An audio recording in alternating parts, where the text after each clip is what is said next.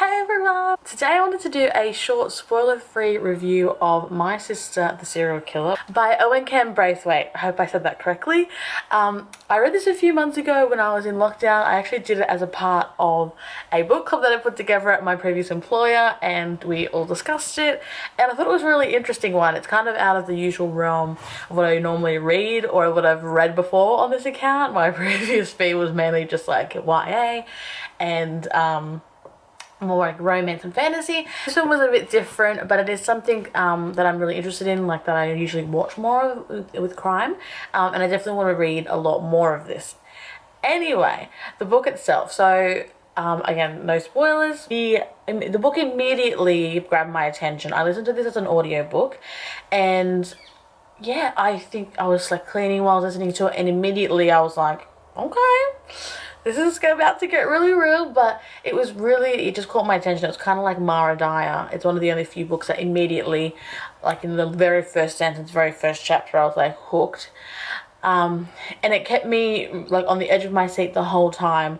I read it in like 3 days, and yeah, it was just totally different to anything I've ever read before. It looks a bit ominous, the the cover and kind of just the name itself, and I was very intrigued to see like how it was going to go and everything. I related to the main character a lot in the book. She's kind of like, more career focused, and she's single. She's been single for a while. Her mother is kind of like, when are you gonna settle down? So I kind of laughed and related to that aspect of the character. And definitely, there is a bit of romance, I guess you could say, in the book, and I did relate to that aspect of her feelings without getting away any spoilers. I will say though that the book built up so much. I was like, oh, what's going to happen? I had all these theories, and it definitely, as I say, kept me on the edge the whole time. But there were certainly parts like towards the end of the book when it did come to the close that I was a bit, I will say, disappointed. I definitely felt like I thought it was going to end on more of a bang. It was a bit of anticlimax for me. Like, some of the ideas I had would have been a bit more shocking. I guess I wasn't expecting the ending that did happen. It was a bit, yeah, it was a bit of a letdown, I'll be honest. But overall, I gave it still a 4.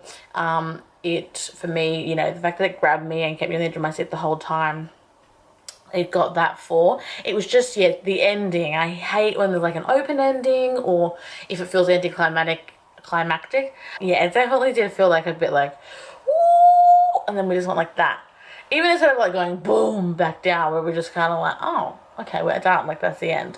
But yeah, I like the relationships in the book. I feel like there was some great development, and I definitely, it is a bit, I will say, if you're not into kind of goriness, it can be a bit kind of gory and graphic, so I probably wouldn't recommend if you're not a fan of that. But if you kind of like kind of a crimey vibe, a bit of a mystery, a bit of, what's going to happen, a bit of suspense, it definitely is really good at building that up throughout the whole book, then I would definitely recommend this.